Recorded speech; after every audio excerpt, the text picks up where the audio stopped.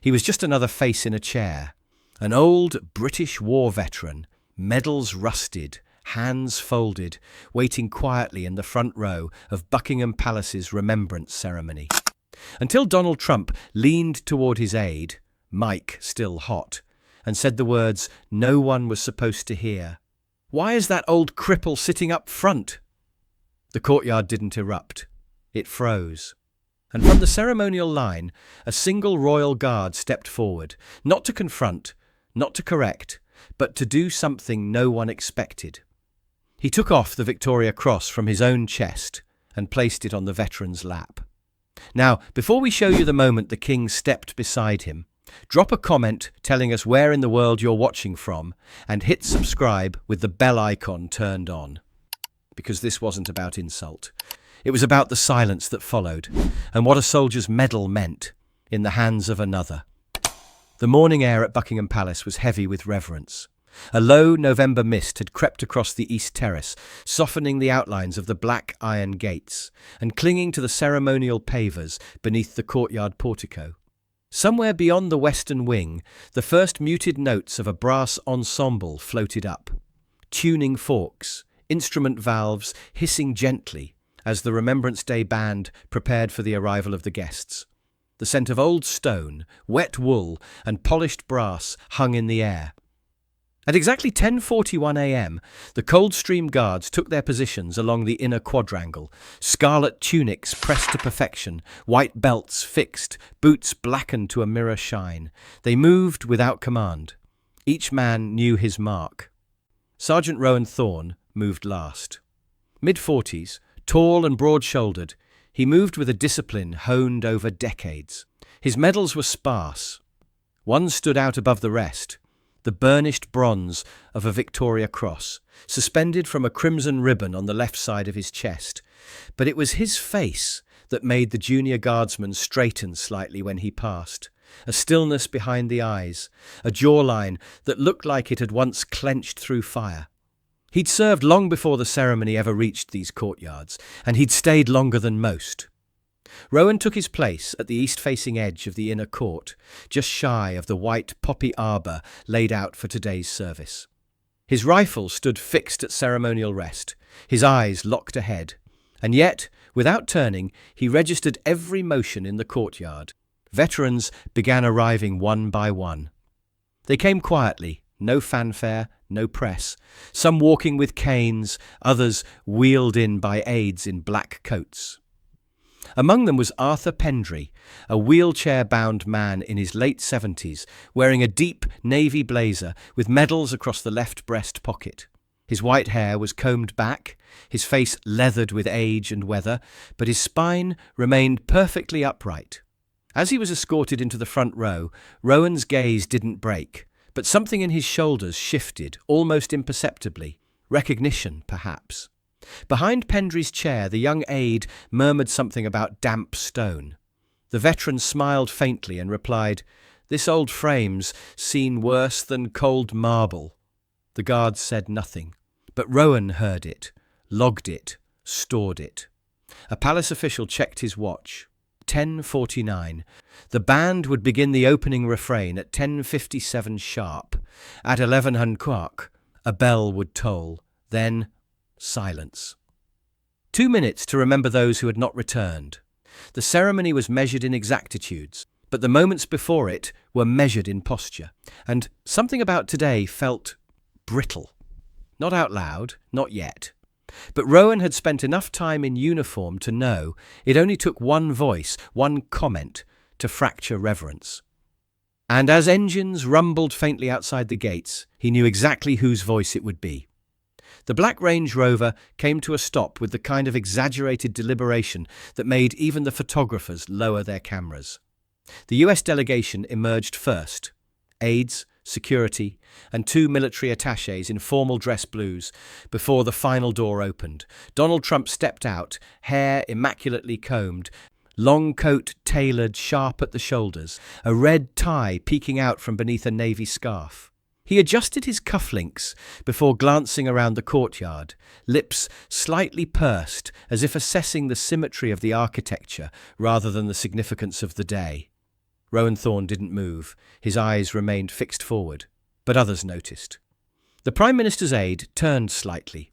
The German ambassador, already in place near the Queen's wreath stand, exchanged a brief glance with his interpreter. Even the chaplain assigned to deliver the blessing paused as Trump strode past without acknowledging the veterans seated quietly in the front rows. Trump whispered to one of his staffers, tone casual, "Feels like a cemetery with better lighting." The aide said nothing. Rowan, though silent, caught the shift in atmosphere. It wasn't the words, it was the air they changed. 2 rows ahead, Arthur Pendry's wheelchair caught slightly on a raised patch of stone. The young aide leaned down to adjust it, but Trump, walking past at that exact moment, slowed and raised an eyebrow, not in concern, but something closer to amusement. He turned to his assistant again. "They really ought to keep the bumpy spots away from the camera angle. Doesn't photograph well." He said it softly, but not softly enough. A journalist from the Telegraph stiffened. A member of the Australian delegation blinked once, then looked away. Arthur Pendry hadn't heard, not clearly, but he must have felt the silence that followed. The kind of silence that arrives not to honour the fallen, but to hold its breath before disrespect blooms into something larger. Still, no one responded. No one except Rowan, and even he said nothing. But the toe of his boot flexed just once, grounding itself a fraction firmer into the cold palace stone, because the worst violations never came with shouting. They came with casualness. And Rowan Thorne had never stood idly for that. The BBC sound technician approached Trump with the cautious professionalism reserved for high-profile guests who disliked being touched. He held a small transmitter pack in one hand and a wind-muffed lapel mic in the other, giving a polite nod. "Sir, just going to secure the mic. We're getting a bit of interference from the wind." Trump didn't fully acknowledge him. He only lifted his chin slightly, eyes drifting past the technician toward the foreign press area. The tech clipped the mic onto the lapel of Trump's overcoat and leaned in to check levels. A faint pop sounded in the earpiece as the transmitter connected to the live feed, routed to the media tent. Testing, 1, 2. Trump waved a hand dismissively. Yeah, fine." But then, casually, carelessly, assuming the mic was dead, he leaned sideways toward his aide. "Tell me again why that old cripple is sitting up front. Doesn't make the place look good." He said it with the same tone one might use to complain about a misplaced flower arrangement. The technician froze. Not dramatically, but like a man who had just touched an exposed wire. His eyes flicked up, briefly meeting Trump's, then darted toward the soundboard monitor across the courtyard where his colleague stood. Eyes widening. The audio had gone through, not loud, but clear. The aide beside Trump stiffened, darting a nervous glance toward the nearby press line. Trump, oblivious, adjusted his coat. A journalist from The Independent, standing only a few meters away, tilted her head, her expression tightening. A Canadian TV correspondent subtly lifted his camera to check if his boom mic had caught anything. Arthur Pendry hadn't heard the words directly. Age softened the edges of sound, but he sensed the shift, the sudden hush, the way heads turned but mouths remained closed. He sat a little straighter in his chair, hands resting calmly on his thighs, unaware that he had just become the centre of a moment he did not ask for. Rowan Thorne heard everything. He didn't flinch, not visibly. But within the stillness of his posture, a single ripple of tension travelled from jaw to shoulder, then vanished just as quickly. An insult was one thing. An insult during Remembrance was another. An insult aimed at a man who had bled for the country and did so silently was the sort of violation Rowan felt in his bones. The technician swallowed hard, stepping back without a word. Across the courtyard, 2 veterans exchanged glances, subtle, pained, disappointed. The ceremony had not started yet, but the fracture had. One sentence, spoken quietly, carried louder than any trumpet. And for Rowan Thorne, who had stood before men dying with more dignity than this, the insult did not land in the air. It landed on his chest, right beneath the medal he had spent years trying not to think about. The heavy wooden doors beneath the north arch swung open at precisely 10:58 a.m. A single bell tolled once. the sound cutting through the courtyard like a slow exhale. King Charles III emerged without fanfare, flanked by two equerries and followed by a quiet stream of palace stewards. His coat was long and charcoal grey, the crimson poppy pinned above his heart, the only colour that dared interrupt the solemnity of his appearance. All conversations ceased. Trump adjusted his stance as the monarch approached, fixing his tie, briefly checking his reflection in a nearby window.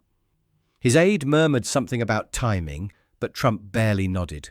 The attention was returning to the king now, and he knew it.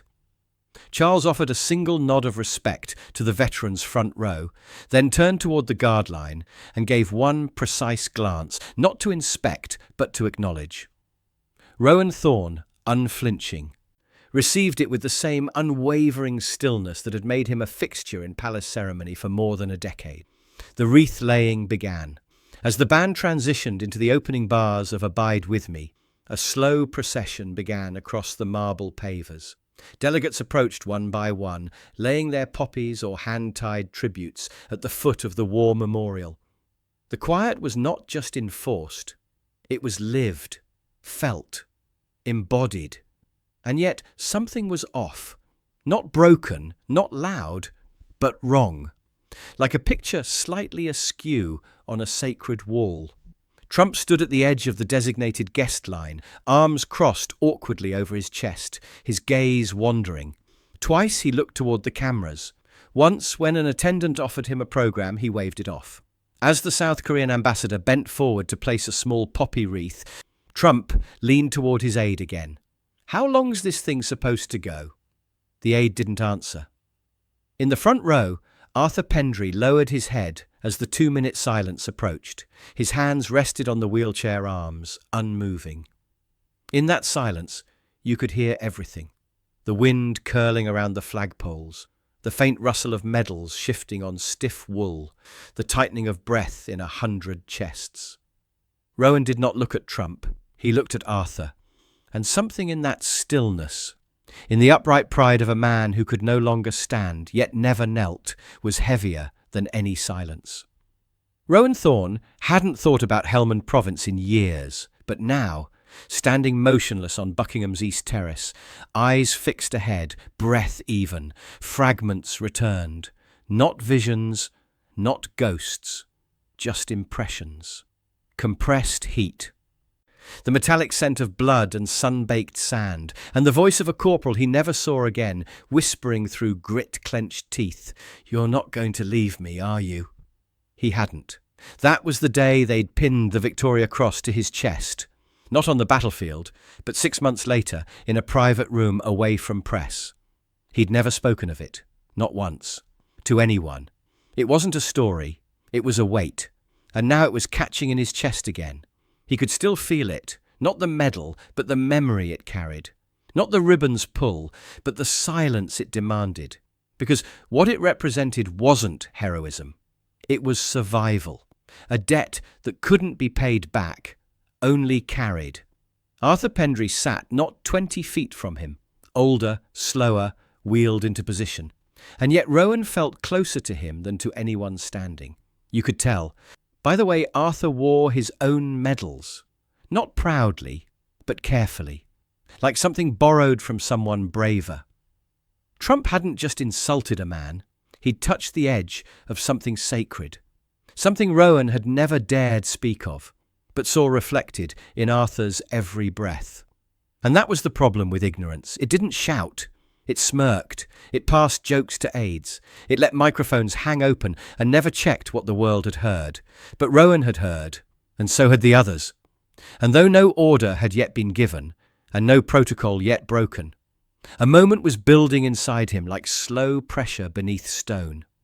Rowan's fingers did not twitch, his rifle remained steady. But beneath the surface, something had already shifted, something irreversible. The ceremonial script called it the honorary exchange. Near the end of the Remembrance procession, selected dignitaries were assigned small acts of symbolic unity. Poppies passed from monarch to veteran, hands shaken, brief bows offered across generations of service. It wasn't just tradition, it was structure, predictable, controlled. Trump had been assigned one such exchange, a short walk, a brief moment, a simple gesture, present a commemorative poppy to a seated veteran from the Falklands, then returned to position. The veteran was Arthur Pendray. A palace coordinator approached Trump with the red silk poppy pinned inside a velvet case. "You're on in 30 seconds, sir. Front row, centre left. Gentleman in the chair." Trump glanced toward the front row, then frowned. "That one?" he said, gesturing loosely. "Yes, sir." Trump didn't move. His voice dropped half a tone, but the aide beside him still heard it. So did the coordinator. "Someone else can deal with the wheelchair one. Doesn't look good for optics." The words fell like glass. The coordinator blinked. The aide opened his mouth, then closed it again. His throat visibly tightening. The moment stuttered. No one responded. But a BBC camera lens swiveled gently, refocusing. A sound tech's hand paused on the dial. One of the Australian dignitaries standing behind Trump lowered his gaze, out of shame, not submission. And in the front row, Arthur Pendray, though too far to hear the words, clearly felt the weight of them. Something in his shoulders collapsed inward slightly. Not a flinch, not a break, but a withdrawal, as if shrinking from the cold. And it was then, without a word, that Sergeant Rowan Thorne moved. He didn't shout. He didn't ask permission. He didn't even shift his posture before stepping forward, only that his right boot lifted once, placed cleanly ahead of him, and the world noticed. The sound was small, a single step, but in a place built on discipline, that was louder than any speech. Gasps rippled across the quadrangle. A foreign correspondent whispered, "Is that a guard?" before lowering his phone in disbelief. Even Trump turned, confused. Rowan walked, slow, exact, away from the ceremonial line, toward the front row, toward Arthur Pendray. A captain in the second column began to step forward instinctively, then stopped as King Charles raised one hand, not to halt the guard, but to allow him to proceed, because something larger than protocol was now unfolding, and everyone could feel it. The courtyard was silent, not out of confusion, not shock, but awe, a kind of ancient hush that only fell over the palace when something sacred unfolded without permission. Sergeant Rowan Thorne's boots landed softly, one after another, across the pavers, the sound of ceremony unspooling itself. His rifle remained secured, his posture exact. But his hands now moved with purpose, not by drill. He stepped past Trump without a glance, past the velvet podium, past the foreign lenses. He reached the front row, where Arthur Pendray sat, eyes narrowing slightly in recognition. Rowan stopped, looked down at the man, a fellow bearer of burden. Neither saluted, neither nodded. For a long moment, neither moved. Then Rowan slowly reached up with his left hand and unclasped the crimson ribbon from his chest. The Victoria Cross came free. He didn't hold it aloft, didn't speak, didn't make a show of it. Instead, with the reverence of a man who knew what it cost to earn and what it meant to give, Rowan knelt, just slightly, and placed the medal in Pendray's lap. The weight of it landed like thunder, without a sound. Arthur Pendray looked down, eyes wide, then glassed. His hand, trembling slightly, moved to touch the bronze. No words were exchanged. Trump stood frozen 5 paces behind, unsure whether to step forward, speak, or retreat. But in that moment, he didn't matter. Not to Rowan, not to Arthur, and not to the rows of veterans who now stood taller in silent salute, not ordered to, but drawn upward by something older than command. The media didn't react right away. Even the cameras seemed to hesitate, unsure whether to capture the moment or bow to it. And King Charles, standing just inside the ceremonial perimeter, lowered his head once slowly, an acknowledgement, a blessing. Rowan stood again, leaving the medal where it lay. He didn't speak. He didn't explain. He simply turned and walked back toward his place in the line. But the silence that followed him, it wasn't empty. It was the kind that wrapped around history and held it still. Rowan had not yet reached his post when the king stepped forward. There was no fanfare. No command barked. Only the soft, deliberate footfalls of a man who had spent his entire life watching the weight of the monarchy carried by silence. King Charles crossed the courtyard slowly, his gaze steady on Rowan as he approached. The guards remained perfectly still, except for Rowan, who paused mid-step as the sovereign reached him. Charles placed a hand gently, firmly, on Rowan's shoulder. No words. But the gesture was louder than any decree. Then the king turned. Trump was still standing in place, unsure whether to rejoin the formal line or await further instruction. But now, the entire assembly was looking at him, not with hostility, but with a distance colder than disdain. Charles looked at him, expression unreadable. Trump opened his mouth as if to speak, then didn't. A moment passed, then another. Finally, Charles turned to his private secretary and gave a quiet nod. A simple instruction: adjust the ceremonial schedule, a silent reshuffling. Trump would not be called forward again. His role, symbolically and structurally, had ended. The program continued, but not as planned, because reverence, once fractured, must be rebuilt not with announcements, but with actions. Rowan returned to his post, one step at a time, now with an empty place on his chest where the medal had rested. His face was unchanged. No triumph, no sorrow, just the same expression he'd worn when he'd earned it. The quiet stillness of a man doing what needed to be done. Arthur Pendry remained seated, one hand lightly resting over the Victoria Cross in his lap. His gaze wasn't proud, it was level. As if, after years of being politely ignored in polished rooms, something had finally been seen. And the king, standing between them both, did not declare anything to the press or the cameras. He simply stayed there, in that triangle of honour and insult.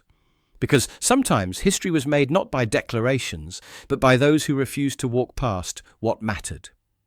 The corridor behind the East Terrace smelled faintly of damp stone and starch, the scent of history and regulations pressed into narrow walls. Trump was ushered through it first. Two aides walked slightly ahead of him, not speaking. Behind them, a steward from the Foreign Office made a discreet call into a sleeve mic. No raised voices, no confrontation, just quiet containment. The kind of practiced discretion used for foreign dignitaries who had become problematic. Trump's shoes clicked too loud against the marble. At the end of the hallway, a staffer opened a side door without eye contact. Trump stepped through it without thanking anyone. He would not be returning to the ceremony. Inside the palace's administrative wing, Sergeant Rowan Thorne stood beside a narrow desk. The Victoria Cross no longer on his chest. His uniform looked no less formal, but something about him seemed heavier now, not burdened, grounded. A palace archivist sat across from him with a tablet, stylus ready. "For the record," she said gently, "please confirm, you voluntarily removed the medal?" "Yes, ma'am," Rowan replied. "Placed it on the lap of Mr. Arthur Pendry without verbal explanation or instruction?" "Yes, ma'am." "Was any order issued to you prior?" "No, ma'am." She paused, stylus hovering. "Do you have anything to add?" Rowan's eyes didn't flicker. "No, ma'am." She typed in silence, then tapped her screen once to log the action under ceremonial deviation, not breach. A moment later, the door opened and King Charles stepped inside. The archivist stood. Rowan didn't move. The king looked down at the terminal briefly, then back to Rowan. "There are gestures that transcend ceremony," he said quietly. This was one. Rowan didn't respond immediately. Then, "Sir?" A single word, nothing more. The king stepped closer. "He asked to keep it for the day." Rowan nodded once. "He's earned it." Charles gave a faint smile. "You both have." The door opened again behind them. Arthur Pendry now being wheeled into the adjoining waiting area for tea and warmth. His hand still rested lightly on the medal. He didn't look toward Rowan. He didn't have to. They had already said everything that needed to be said, without ever speaking. And in a building of laws, permissions, and line of succession formality, that moment remained the only thing that felt truly permanent.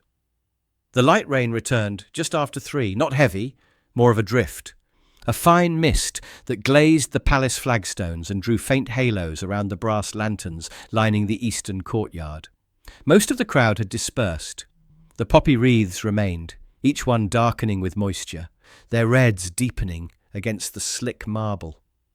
A white-gloved attendant quietly wheeled Arthur Pendry toward the awaiting black cab by the inner gate. The Victoria Cross still rested in his lap. His fingers hadn't moved from it. From across the quad, Sergeant Rowan Thorne watched. He stood beneath the overhang by the ceremonial barracks entrance, cap tucked beneath one arm, shoulders damp from the mist. The left side of his chest, where the medal had once been, now bore only the imprint of the ribbon fold. Pendry turned slightly as the cab door opened, just enough to look back. Their eyes met across the courtyard. No words, just a nod. The kind that doesn't seek recognition but gives it. Rowan returned it, barely. But it was there. King Charles had already departed. No statement was released. No press conference held. But across the palace halls, a message had passed quietly from aide to aide, corridor to corridor. Let it stand. And so it did. No scandal followed. No outburst. No photo op. Just the memory of one man stepping forward when no one else did. And a medal that weighed more in another man's hands than it ever had on his own chest. Do you think the Royal Guard went too far by breaking protocol? Was Trump's comment just careless, or something deeper? Tell us what you think in the comments. We read every single one. If this moment moved you, tap like, subscribe, and hit the bell icon so you never miss what happens behind the crown's gates. Share this video with someone who still believes silence can speak louder than status. And watch the next story on your screen now. We'll see you tomorrow, same time, same watch.